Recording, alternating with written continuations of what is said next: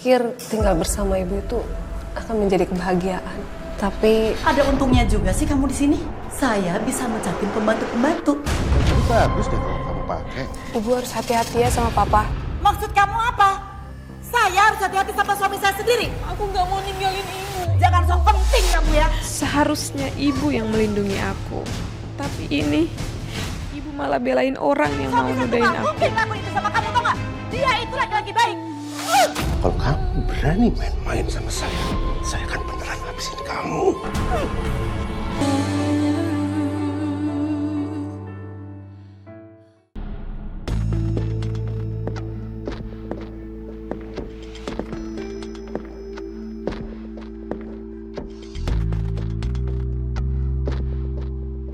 Tidak semua anak beruntung merasakan pelukan hangat dari kedua orang tuanya. Ada yang sejak kecil dipaksa untuk mengerti kesendirian. Ada pula yang seumur hidupnya berlari mengejar kasih sayang, namun hanya menemui kehampaan. Apa kabar pemirsa?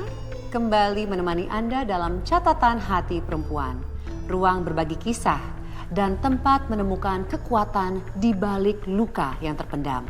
Kali ini kita akan mendengarkan kisah dari seorang perempuan yang sejak lahir tidak diinginkan oleh ibunya sendiri.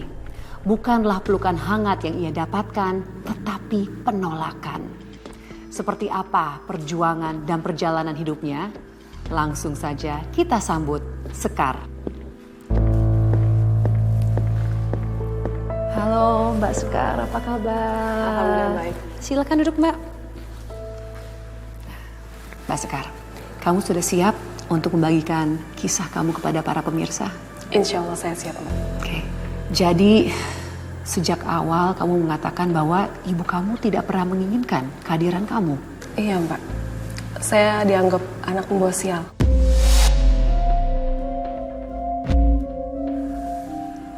Maksudnya anak pembawa sial bagaimana Mbak? Jadi dulu ibu saya itu seorang penyanyi dangdut kampung yang cukup terkenal. Sedangkan bapak saya cuman pemain musik yang mengiringi ibu saya pada saat manggung. Mereka nikah muda. Katanya sih ibu saya hamil duluan.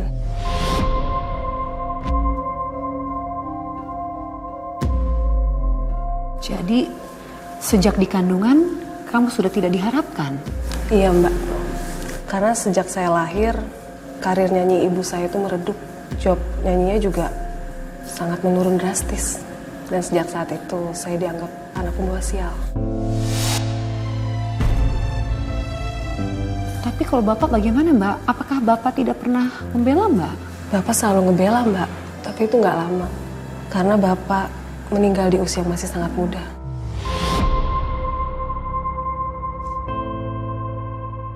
Dan sejak saat itu, saya berjuang sendirian untuk mendapatkan kasih sayang dan perhatian dari ibu saya.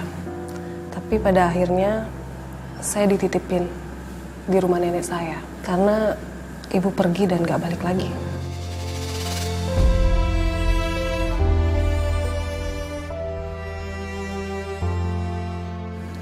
Dan tidak pernah ditengok sekalipun? Iya, Mbak. Banyak yang bilang kalau ibu saya sudah meninggal.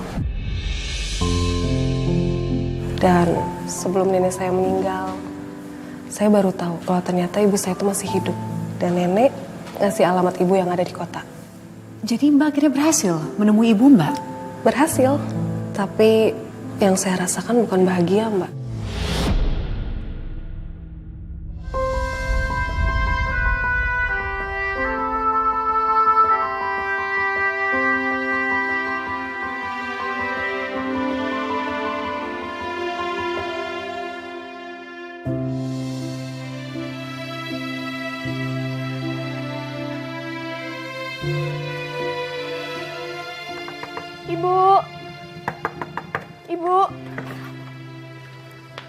Ibu, Kamu ini siapa ya?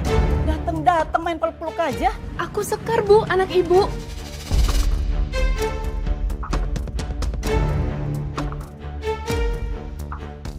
Maaf ya, saya nggak kenal sama kamu. Bu, Apaan sih pegang-pegang? aku tuh alamat ini dari nenek Bu.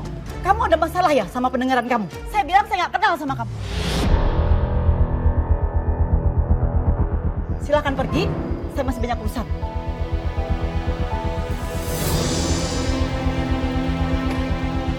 Bu, Bikin masalah aja. Bu, aku cuma pengen ketemu Ibu. Ibu.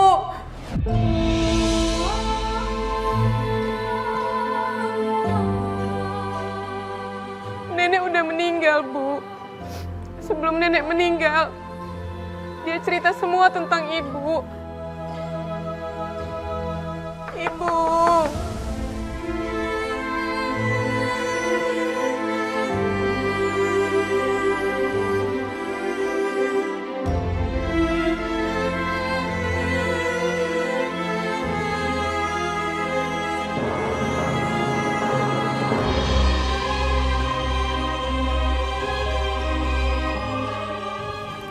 Ibu, aku kangen, Bu. Aku pengen ketemu Ibu. Pengen peluk Ibu.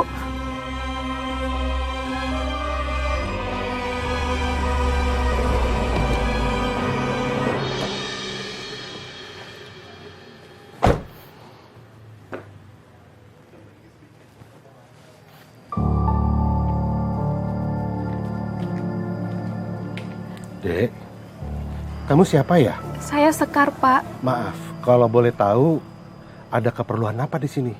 Saya mau bertemu ibu saya. Ibu? Emangnya ibu kamu itu siapa? Dan tinggal di mana? Ibu saya namanya Rosa. Dia tinggal di sini, Pak.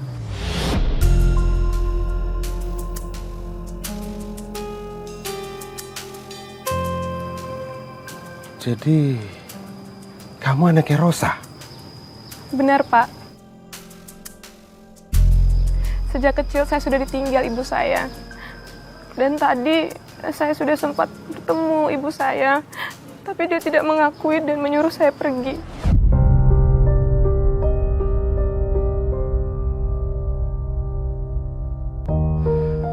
Kalau gitu perkenalkan, nama saya Niko.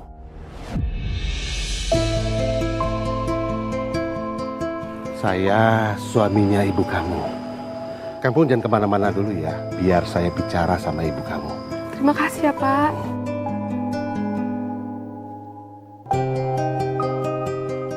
Sayang, aku pulang.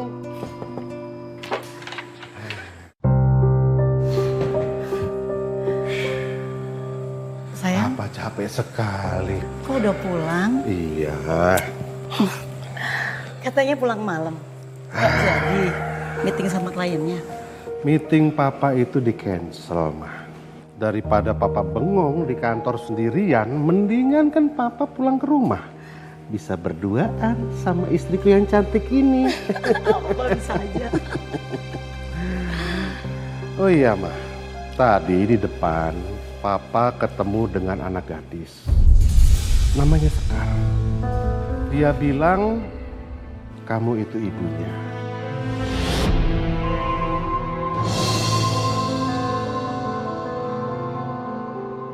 Tapi nampaknya dia kecewa karena dia kamu suruh pergi dari sini.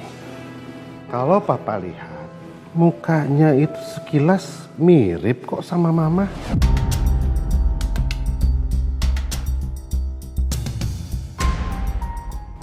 Jujur, Ma, kalau memang Sekar itu benar anak mama, ya sudah, Ma, mbok ya diakui. Waktu itu saya bahagia banget, Mbak. Bisa ketemu sama ibu kandung saya. Pastinya Mbak, saya juga turut merasakannya. Lalu bagaimana sikap Ibu Mbak? Apakah dia langsung menerima Mbak? Ibu saya tetap nggak nganggap saya anak ya, Mbak.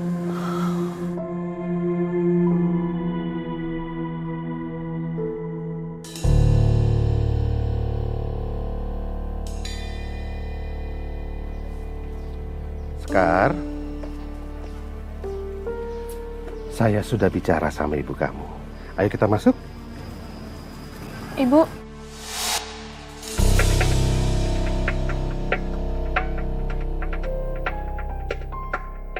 Ayo.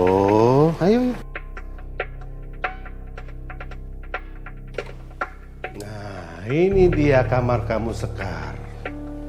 Wah, bagus dan luas banget. Lebih bagus dari yang ada di kampung. Bu, Om, makasih ya. Kamu itu jangan manggil Om dong ya. Panggil Papa. Kamu itu kan sudah menjadi bagian dari keluarga ini. Ya kan, Ros? Papa tahu kamu pasti lelah. Setelah ini kamu istirahat ya. Kalau butuh apa aja, gak usah malu-malu. Tinggal minta sama ibu, ya. Saya benar-benar gak nyangka, Mbak. Saya pikir tinggal bersama ibu itu akan menjadi kebahagiaan. Tapi yang saya dapat malah penderitaan, Mbak.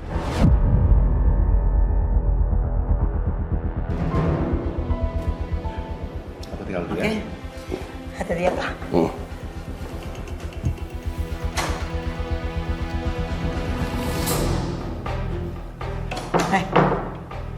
Dengar ya. Sampai kapanpun, aku nggak akan pernah anggap kamu sebagai anak.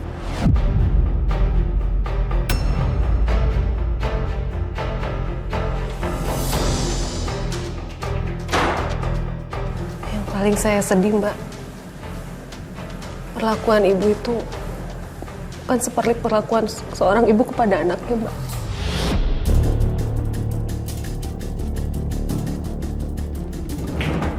Sini kamu. Jangan mentang-mentang suami saya selalu milain kamu, terus kamu mau enak-enakan di kamar. Tapi ada untungnya juga sih kamu di sini. Saya bisa mencatin pembantu-pembantu. Terus kamu deh yang gantiin.